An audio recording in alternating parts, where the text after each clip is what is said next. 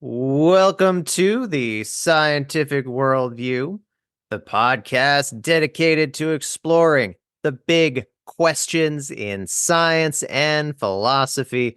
I am Daniel Gambacorta. I'm Tana Shannon. Tana, we're gonna start talking about economics. Okay. Excited?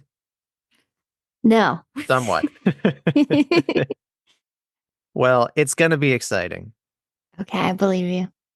All right, to kick it off, what is wealth? The 1%? Are you the 99%? I'm in the 99%. Well, maybe you are, maybe you aren't. We're going to get to that in a moment. But how should we define wealth? What is wealth? I don't know. Having a lot of money? Yeah. The ability to do things you want to do. Yeah, I think that's a better general definition. Because if we think about money, it's just an abstract representation of wealth. Right. We have these paper bills. We got these dollar bills, but they're not actually worth anything. The bills are just paper with ink on them. So if you have lots of bills, that doesn't mean you have access to anything in particular. It's just because we've all agreed that money represents wealth, that it is valuable. Right. So wealth is a general capacity to get what you want, specifically goods and services. We humans have lots of wants. We want our children to survive. We want to be cured of diseases. We want to have access to tasty food. We want to live in an environment which is not too hot and not too cold. These are the kinds of things that are enabled by wealth. So we're going to use the term wealth as having a similar meaning to standard of living or prosperity. Wealth means you can get what you want. Right. Now, wealth cannot allow you to violate the laws of physics. Wealth cannot transform you into a virtuoso guitarist overnight.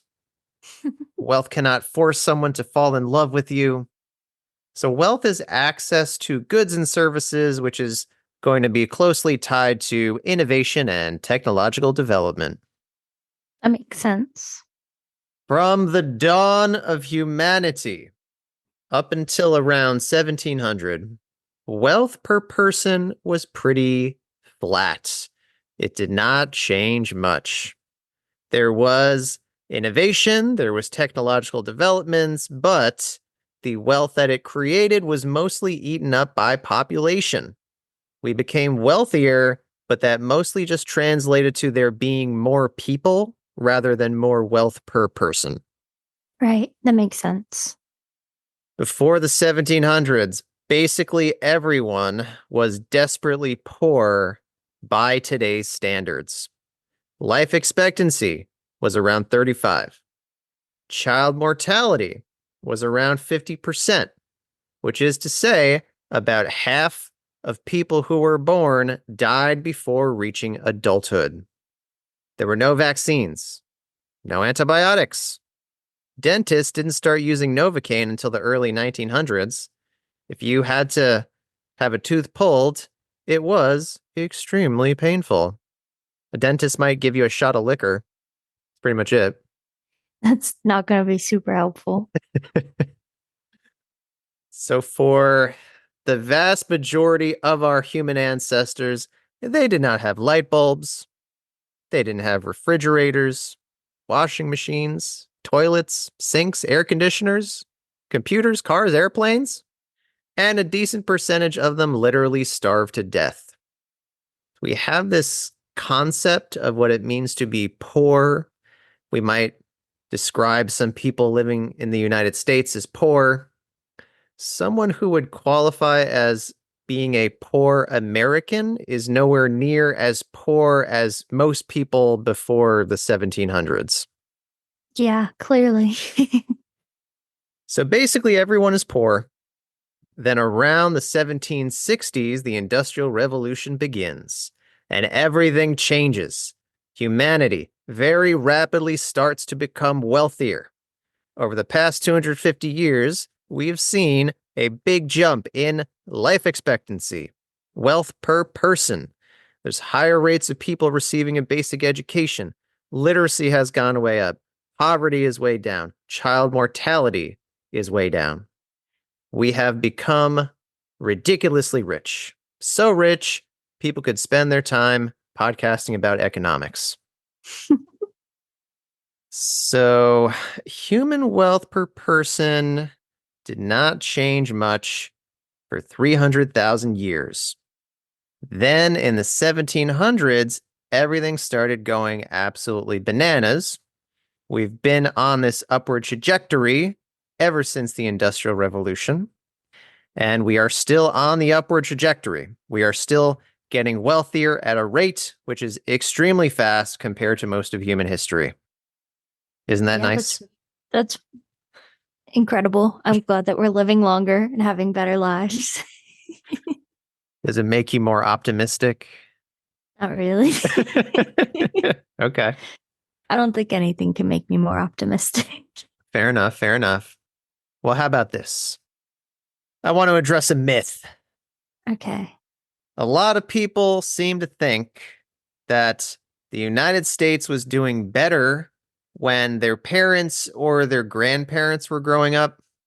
Some people think that in the mid 20th century, everything was so much more affordable. It was easier to make a decent living. This is wrong. It is true that some things have gotten more expensive, taking inflation into account. College has gotten more expensive. Houses have gotten more expensive. We'll talk about reasons for that. But overall, people are much richer today than people 60 years ago. In 1960, around 22% of Americans lived in poverty. Today, around 11% of Americans live in poverty. The poverty rate was cut in half. Even though homes are more expensive now, the rate of home ownership is slightly higher today compared to 1960. Life expectancy has gone up 9 years or so. Cancer treatments have gotten better. We have microwaves. We have dishwashers. And of course, the internet is a pretty big deal. Overall, the standard of living of somebody in 2024 is much higher compared to somebody in 1960. You would not want to be transported back to 1960. What about like the 80s? Also worse, Do you think so? especially due to the fashion of the time. Well, that's a little bit hopeful then. I don't know. Our fashion today is kind of atrocious. Well, I feel like we're going back. We're going backward. Yeah. What's with the high-waisted pants, Atana? I Why are you saw guys pajama why jeans in real life, pajama jeans. They're back. That is an interesting topic. I don't want to go too far down this rabbit hole, but a lot of female fashion seems to be born of female competition. Like a lot of what counts as fashionable is aesthetics that men actually don't prefer. So like the high-waisted pants is one example, or like having long nails. Like men aren't particularly into that or attracted to that. So it's more about showing off to other women that you are more with it when it comes to knowing about the like hot fashion trends. Yes, that makes sense. I agree. Well, that was basically economic history in a nutshell. Now let's talk about our modern world. The United States, as a country, is ridiculously, absurdly wealthy compared to the rest of the world. Here's an example of what I mean. A janitor working in the United States, on average, makes somewhere around $35,000 a year. If you live in the United States, make 35 grand a year, and have no kids, you are in the richest 5% of the world. You are richer than 95% of the rest of the world. So, Tana, you said you were the 99%. You might not be I'm the the nine. 99%. I okay. You What might be about you're probably in the top couple percent of the world. that's very true. One day I'll be in the 1%, man. Probably. That would be cool. Right now you're in training, so obviously you're not making anywhere as much money as you're going to make. Right. We are also rich compared to Europe. Average US income is $69,000. Average income in the UK is $45,000. That is a huge difference. And even if you correct for the fact that the cost of living in the UK is generally lower than the US, there's still a big difference. Obviously, European countries vary in terms of how wealthy they are, but overall, the United States and Europe are not pretty much the same. We are noticeably richer than Europe. That's interesting because I always thought we were pretty much the same. It varies a lot by country. Like, we are much, much richer than Greece. We are quite a bit richer than, say, Italy. We are not terribly richer than some of the Nordic countries. But What yeah, about if like you, Canada? we're a bit richer than Canada. Hmm. We And rich. China? We We're rich. definitely a lot richer than China. It's not even Really? I close. also thought we were like about the same. I feel like China they just give off rich vibes. I don't know. China has gotten a lot richer over the past couple decades, but they certainly have not caught up to the United States. In the United States, people like to talk about income differences based on sex and race. On average, women make less than men. Black people make less than white people. Black women are the lowest earning group. That being said, the median Black woman in the United States makes more money than the median person in the UK. So if you randomly selected a Black woman in the United States, she would probably make more money than a randomly selected person in the UK. That's impressive. I didn't realize. It's the American dream, Atana. Is it? In a previous episode, we talked about the relationship between money and happiness. It's worth recounting the data. Wealthier people are happier than poorer people. Wealthier countries are happier than poorer countries. And typically, as a country gets wealthier, its citizens become happier. These findings might seem kind of obvious, like, of course, there's a reason why people seek out high paying jobs, and there's a reason why people play the lottery, and there's a reason why so many people want to immigrate to the United States. It's pretty obvious that money could be associated with happiness. I only bring this up because some people might want to claim that money doesn't really matter, or it stops mattering after you're middle class, or we've all been brainwashed by capitalism or something. There are diminishing returns to money. $10,000 can mean a lot to somebody who has no money, but probably very little to a millionaire. But you do find that middle class people tend to be happier than poor people. Rich people tend to be happier than middle class people. And super rich people tend to be happier than rich people. But are they fulfilled? Do they have a sense of meaning? Do they have purpose in their lives? And that's something we talked about. The episode, What Makes Life Meaningful, which I think might be our most popular episode. I like that episode.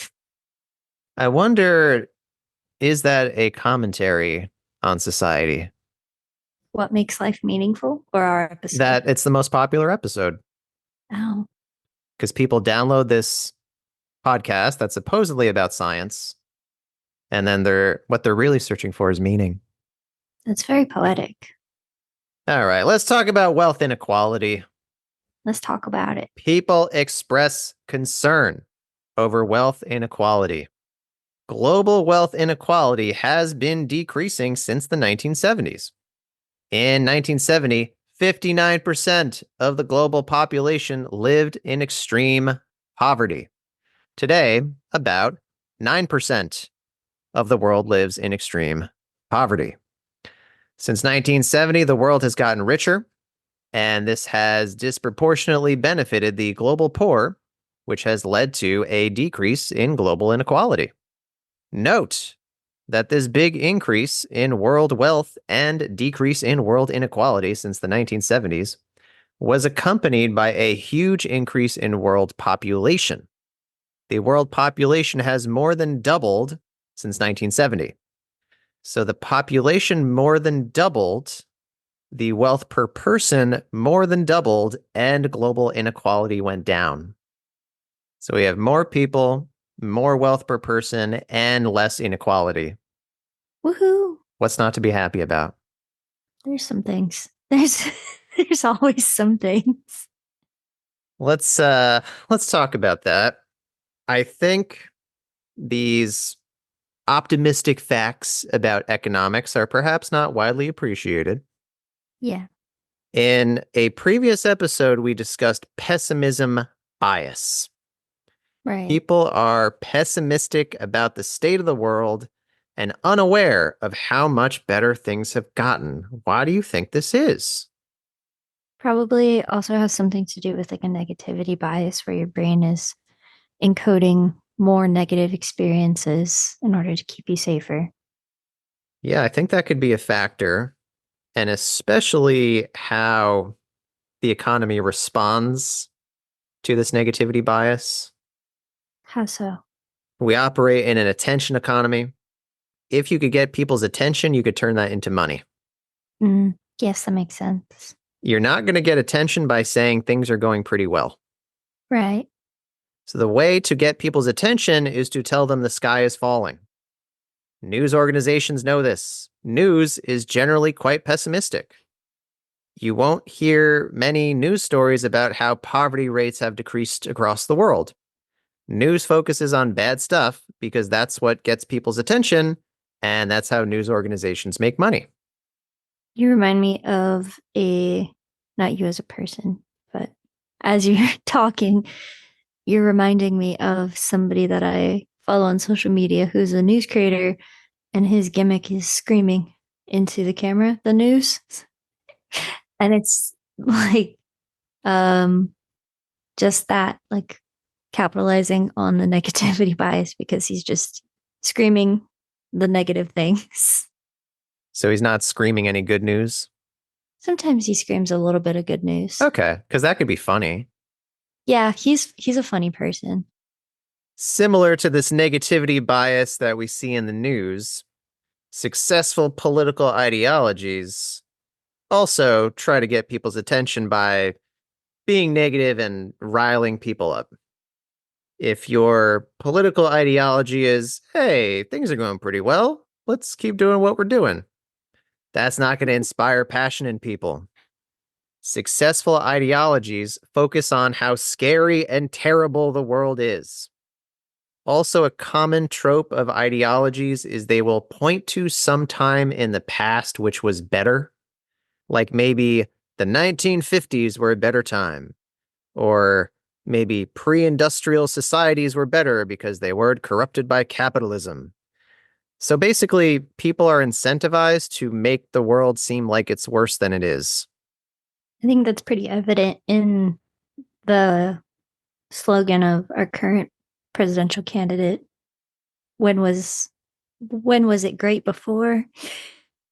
How are we making it great again? That is a valid example. Next up, let's talk about why it is that we've gotten so wealthy. We're going to try to understand economic growth, and we're going to start at the very basics. Imagine the following. 100,000 years ago, there was a man named Thok. Okay. Thok, he used to live in a tribe, but they all died of a disease, which Thok was luckily resistant to. But now Thok lives alone.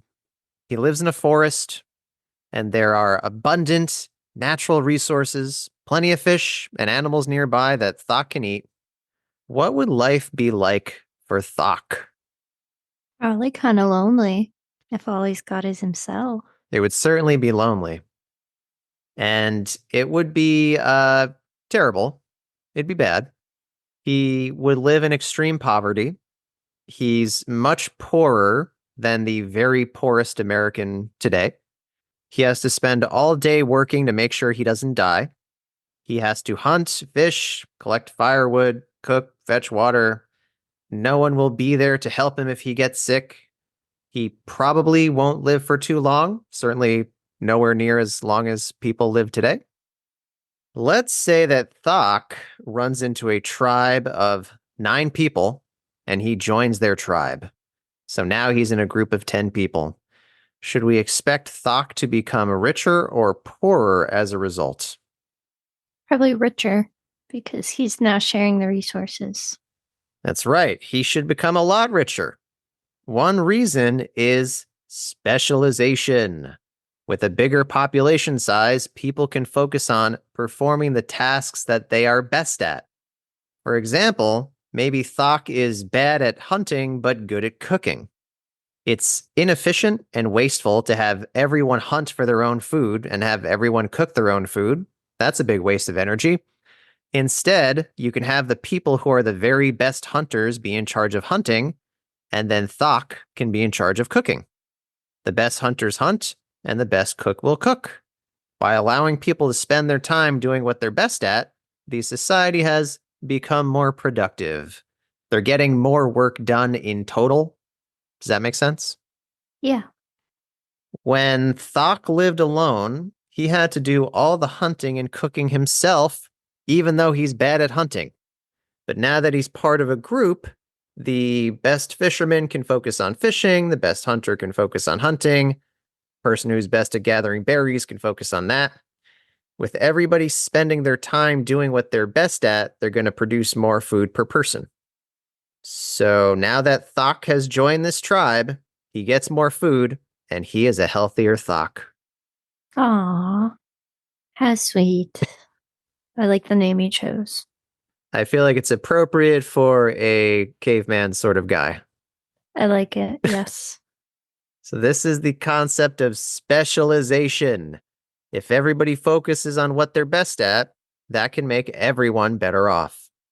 You may notice that in a modern economy like the United States, each person does not grow their own crops and breed their own animals and build their own house and sew their own clothing. We have these things called jobs, which are tasks that we are hyper specialized at. We each get really good at a particular thing. The fact that we specialize in professions makes everyone better off. Yeah, that makes sense. Another economic concept, which we've already been using implicitly, is trade. When two people voluntarily engage in a trade, in the vast majority of cases, both parties are better off. Say that Thok trades a fishing pole in exchange for meat. Thok was only willing to engage in the trade because he would rather have the meat than the fishing pole. And likewise, his trade partner's only willing to trade because they would rather have a fishing pole than the meat. So when they trade, they both become better off.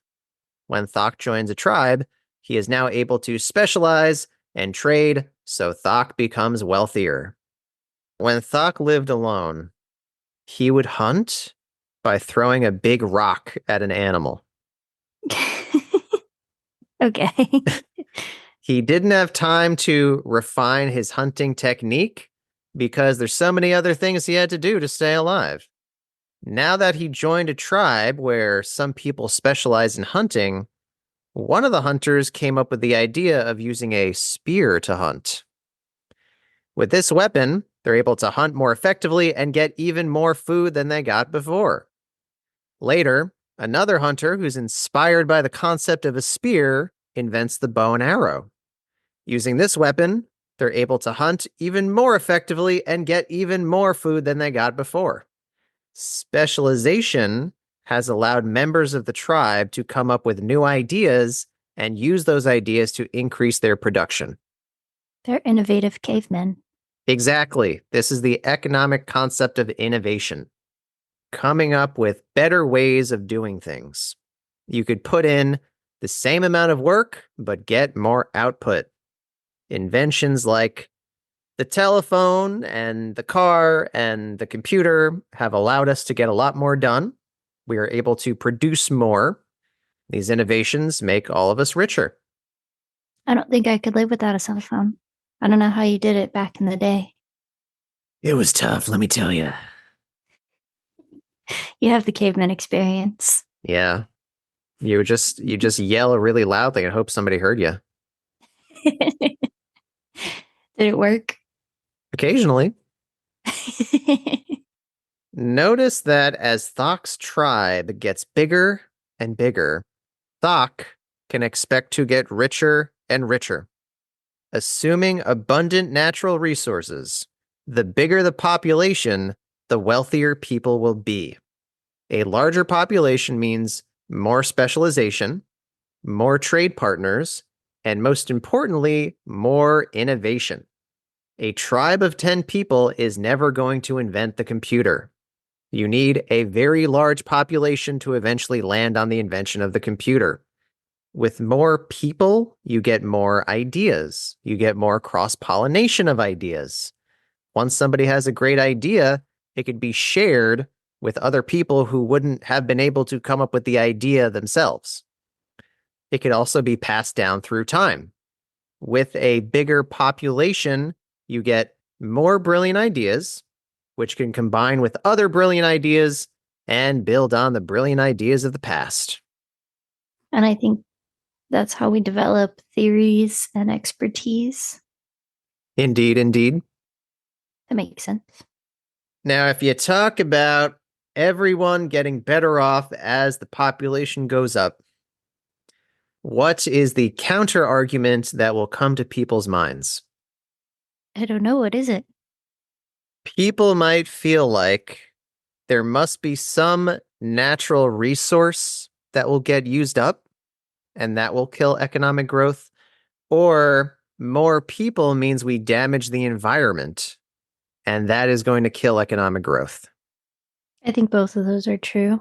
I think somewhat we're experiencing them with climate change. Does that make sense? It is a very reasonable concern. In practice, these sorts of concerns haven't been terribly important because of how powerful innovation is. Innovation is ridiculously powerful. The economist Malthus famously predicted in 1798 that population would increase significantly and food production wouldn't be able to keep up. So he very reasonably deduced that lots of people are going to starve to death because there's going to be so many people and not enough food. His prediction was half wrong. Population did increase significantly, but he failed to foresee how innovation would lead to increases in food production.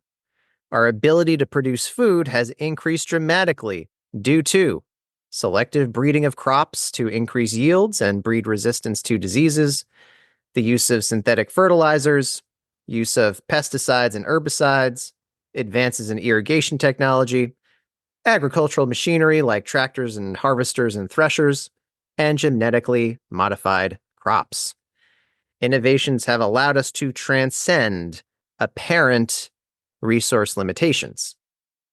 You might think that, well, surely we're going to bump up against resource limitations at some point, right? Yeah, like what about natural resources like water? That might be true, but we are nowhere near that point. Indeed, not even close. The universe is absurdly large, possibly infinite, and it is filled with resources. There's no particular reason to think that at the limit of technological development, humanity would stay on Earth even though the universe is filled with useful stuff. And we are nowhere near the carrying capacity of the universe. So I don't see any non-theoretical limits to human population or economic growth. There is not a fixed pie of wealth. There is not a fixed amount of stuff to go around. The pie has been rapidly increasing over the past 250 years, and it seems on track to keep growing. I think many people find this to be counterintuitive. People imagine that there's some fixed amount of wealth, and all we could possibly do is spread the wealth around in a more ethical way. So when people think about population increasing, they imagine that has to make everyone worse off on average because now there's the same amount of stuff being distributed among a greater number of people. But because innovation is so powerful, this is the wrong way to think about economics. Also, people seem to imagine that there's a set number of jobs. If the population goes up, doesn't unemployment have to go up because all the jobs are used up? This is also the wrong way to think about economics. Let's use the United States as an example. There was a time when the population of the United States was 100 million. It's now more than 300 million. It's not like there were 100 million jobs, and now that there's 300 million people, 200 million must be unemployed.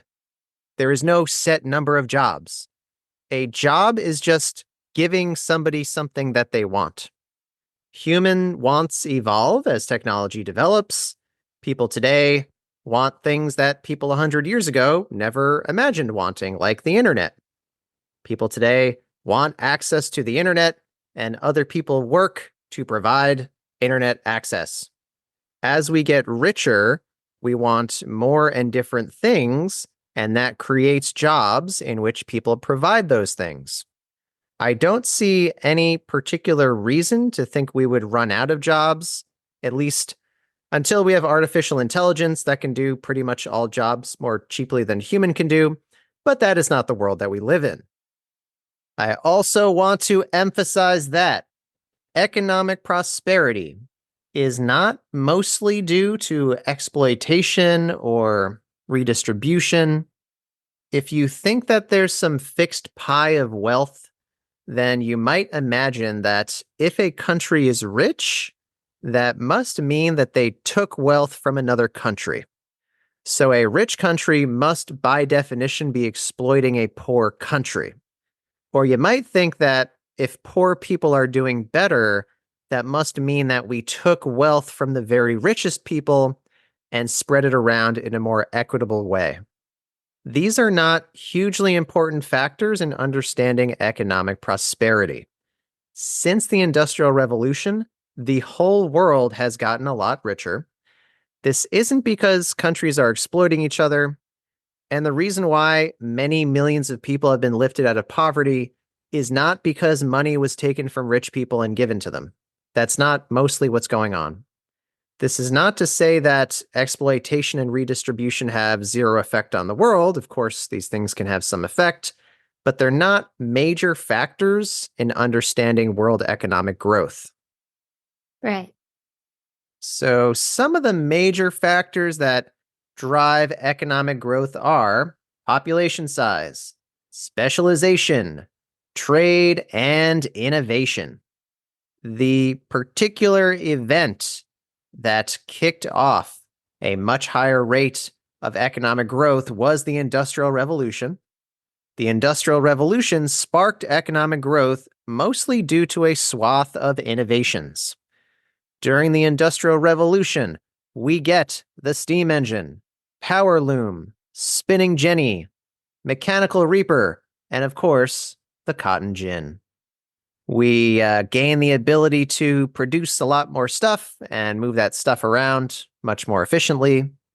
The Industrial Revolution also significantly expanded global trade. More innovation leads to more trade, which leads to more specialization, which leads to more innovation, and so on. It's not a coincidence that the Industrial Revolution was directly preceded by the scientific revolution. This took place during the 16th and the 17th centuries. We get lots of particular advances in science and math, like heliocentrism, Earth goes around the sun, Newton's laws of motion.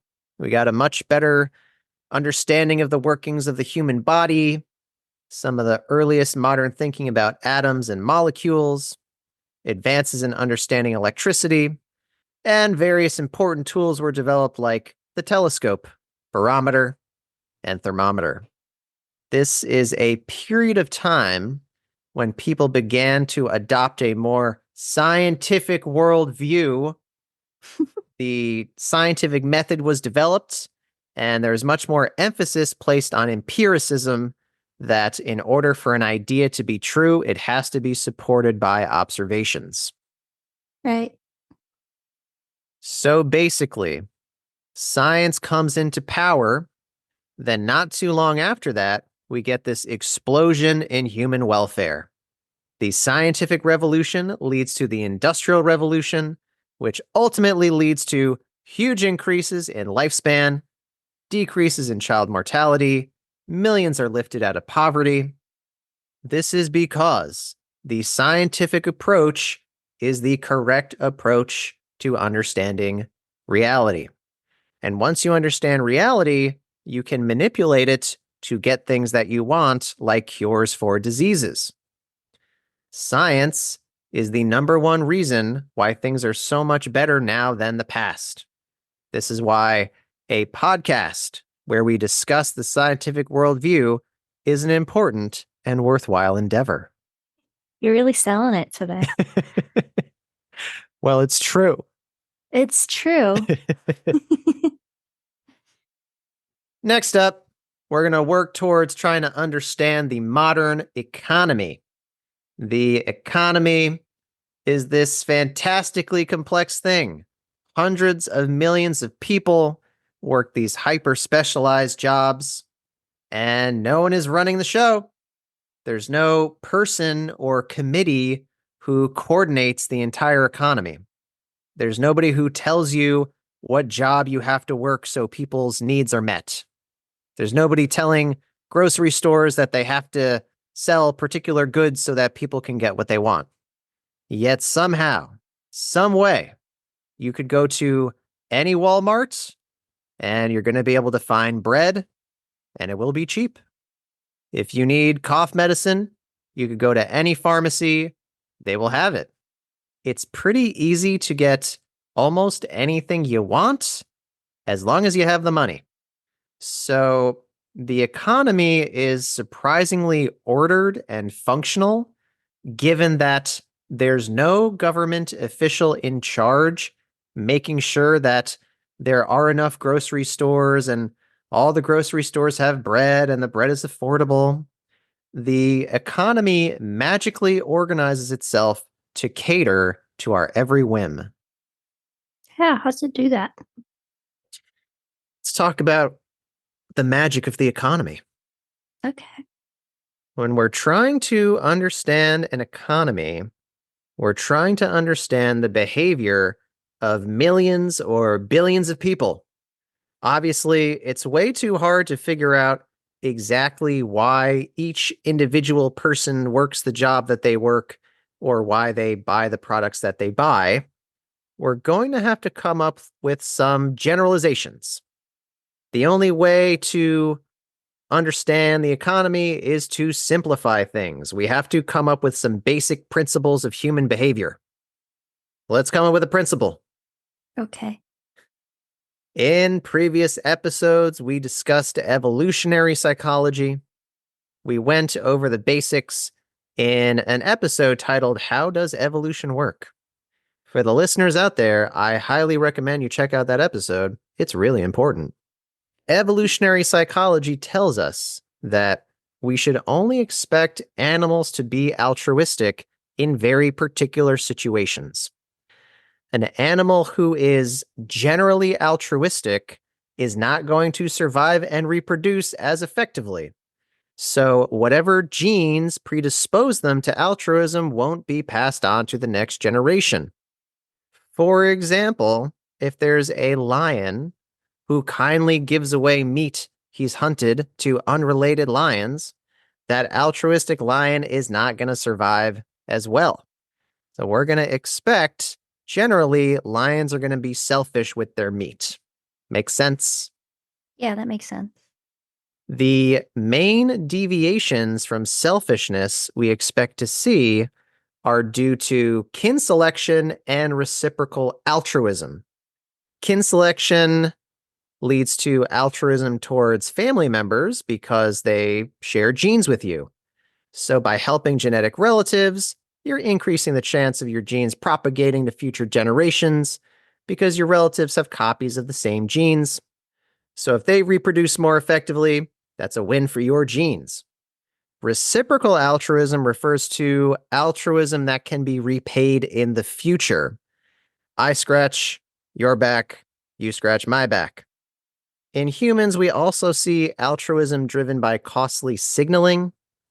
We are altruistic as a way of showing off our value as a mate or a friend or a coalition member. So, if we apply evolutionary psychology to economics, we should expect people to mostly be selfish. Mostly. Mostly. Mostly. They should mostly be selfish. Let's explore this idea with some thought experiments. Atana, imagine you go to a store to buy a hammer. Okay. You find the store is selling 2 hammers, each produced by a different manufacturer. One hammer is $10, the other is $12. The hammers look pretty much identical. Which hammer would you buy? I'm buying the $10 hammer. Why? The $2 can't make it that much better of a hammer. It hits things, and that's all I need from it. But Atana, it may be the case that the manufacturer selling the $12 hammer is about to go out of business. Maybe that business owner really needs the money. Maybe their child is dying of a rare disease. Maybe they've been treated unfairly their entire lives. You don't know the details, but in actual reality, you don't care. No. You could take out your phone, you could research these hammer manufacturers and try to come up with some assessment of who needs the money or who deserves the money. But people are not inclined to do this. If the hammers are equal in quality, people will choose the cheaper hammer because they want to save as much money as they can. Right. Next example. You go to an independently owned furniture store. You really want a table. You would gladly pay $200 for a table. You find the table that you want, and it costs $100. Sweet. You'd be willing to pay $200, but you're being charged $100. Would you pay $200 because that's what you were willing to pay? No, if it's for $100, Yeah, that's $100 I can spend on something else. right. You probably make at least 1,000 purchases a year. You probably buy salt and soap and paper towels and many other things. Putting aside the special case of tipping, which is quite rare, how often do you go out of your way to pay extra for something? I tip a lot, but Putting that doesn't aside. count. I don't know, never. Unless it's like a piece of art from a local artist, then I'll pay more. And just to be clear, we buy many, many things in our lives. And in most of those instances, you're not tipping. So, you buy salt, you buy paper towels. You very rarely tip. Right. Maybe someone could argue that it's not fair that you are paying less for an item than you'd be willing to pay. Maybe some would accuse you of exploitation. You are exploiting the furniture maker because you're only paying them half of what the table is worth to you.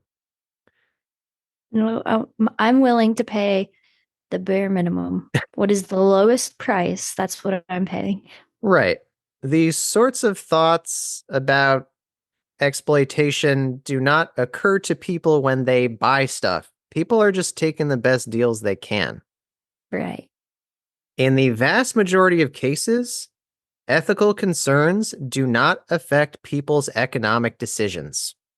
People try to get the best quality at the best price, and that's that. There are exceptions to this. Maybe somebody boycotts Chick-fil-A because the CEO said they were against gay marriage. Maybe somebody buys fair trade coffee, which costs a little bit more because they think they're helping coffee farmers. But those are exceptions. When somebody buys garbage bags or plastic forks, they look for the best overall value. They don't investigate the company that makes the plastic forks. They don't make sure that everyone who works for the company agrees with them on every political issue. They don't investigate whether the company is hiring the correct proportion of women and minorities.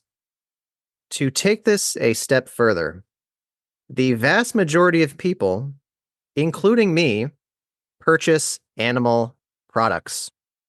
When you buy meat from a grocery store, that meat came from a factory farm. And if you look at the practices of these factory farms, you find that animals are treated pretty terribly. Animals raised in these farms seem to suffer a lot. They live in terrible conditions.